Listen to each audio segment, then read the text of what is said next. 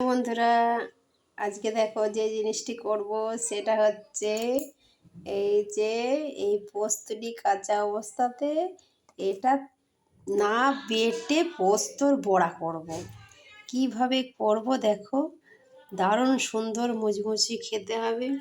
এই দেখো, পোস্তটি বাটতে হবে না, কোনো রকম বাটা ঝামেলা ছাড়াই এই পোস্তটা আমি বড়া করে দেখাবো। 1 চামচ পোস্ত নিয়েছি, এর সাথে আর কি কি দিই দেখো। এর সাথে দিচ্ছি আমি 1 চামচ আটা, আর তার সাথে দিচ্ছি লঙ্কার গুঁড়ি, বেশ ঝাল ঝাল হবে। আর দেবো, সাধারণত পোস্ততে হলুদ দেওয়া হয় না, কিন্তু এর কালারটা আসার জন্যে আমি একটু হলুদের গুঁড়ো দিলাম। আর পরিমাণ মতো নুনটাও দিয়ে দিচ্ছি। এরপর যেটি দেওয়া হবে সেটি হচ্ছে এই যে সবটি পুরো মিশিয়ে নেওয়া হলো। এরপর এই জল দিয়ে গুলে নিতে হবে, অল্প অল্প জল দিয়ে এটাকে ভালোভাবে গুলে নিতে হবে। তাহলে কোনো রকম বাটা ছাড়াই এর বড়াটি খুব সুন্দরভাবে হয়ে যাবে।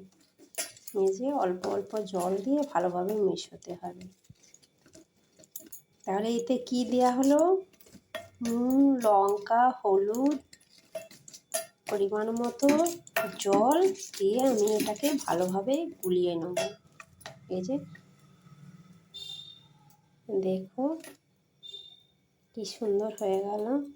তারপর বড়াটি ভাজতে হবে। এখানে আমি তেলটিকে গরম হতে বসিয়ে দিয়েছি। অল্প অল্প তেল দিতে হবে আর ভাজতে হবে। মিশ্রণটি ঠিক এইভাবে তৈরি হবে। তারপর এই তেলের মধ্যে এই 1 চামচ করে আমি দিয়ে দেবো এই মিশ্রণটিকে। তেলটি আমার গরম হয়ে গেছে।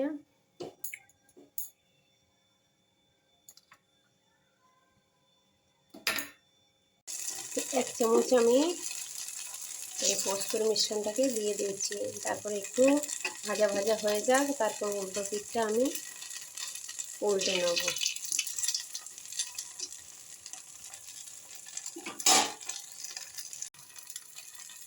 তো একটা বড়া আমার হয়ে গেছে, আমি উল্টেও দিয়েছি।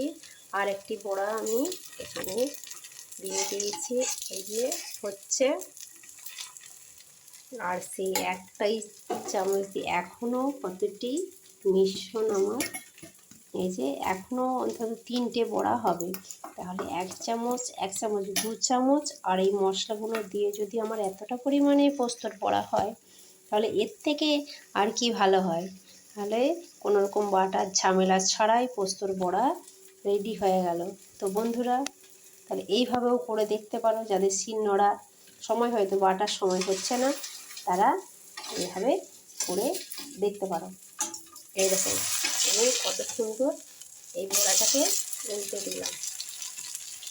তাই দেখো একটা সাইড আমার ভাজা হয়ে গেছে, আর একটা সাইডে দেখতে পাচ্ছি আমি দুটো পিঠে কেমন ভালোভাবে ভেজে নিচ্ছি। আর খেতে এত সুন্দর হবে, পোস্তর বড়া দিয়েই সবাই বলবে ভাত খেয়ে নেবো। এই যে কত সুন্দর হয়ে গেল বড়াগুলি। আমার এক সাইডে করে তুলে রাখছি, আবার 1 চামচ দিয়ে দেব। এই যে আবার একটা দিয়ে দিয়েছি, এইগুলো সাইডে তুলে রেখেছি, আর 1 চামচ দিয়ে দিয়েছি। তবে কিন্তু বন্ধুরা একটা কথা বলে রাখি, এটা করার সময় কিন্তু গ্যাসটা বাড়ানো চলবে না, এটা কমিয়ে কমিয়ে ভাজতে হবে। আর সেই একবারই আমি তেলটা দিয়েছি, আর তো তেল দিইনি, দেখতেই পাচ্ছ। তাহলে কম তেলে কি সুন্দর আমার পোস্তর বড়া তৈরি হয়ে যাবে। ও যাদের হাতে একদম সময় থাকে না, তারা এইভাবে করে দেখতে পারো, অবশ্যই ভালো হবে, আর খেতে তো ভালো হবেই। এই যে একটা পিঠ আমার ফ্রিজ ভাজা হয়ে গেল। এরপর আমি এটাকে উল্টে নেব।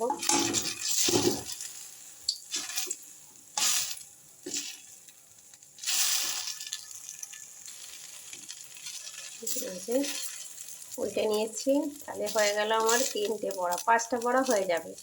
2 চামচ জিনিস দিয়ে যদি আমার 5টা বড়া হয়ে যায়, এর থেকে আর কি বড় ব্যাপার বল। তাহলে বন্ধুরা দেখতেই পাচ্ছ আমার এখানে 5টা বড়া হয়ে গেল তৈরি।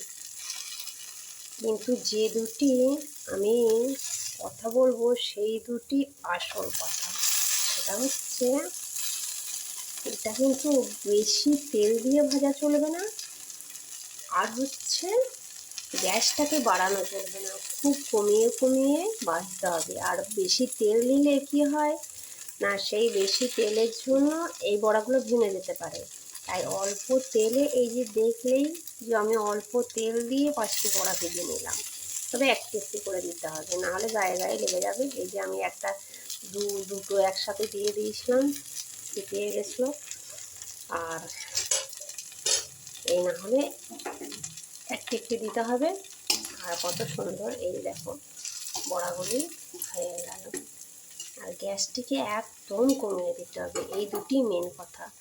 তারপরে তো কড়াটা দেখালাম, তাহলে বন্ধুরা শিখে গেলে, তাহলে করবে বাড়িতে অবশ্যই, আর বাড়ির সবাইকে খাওয়াবে, ভালো লাগবে।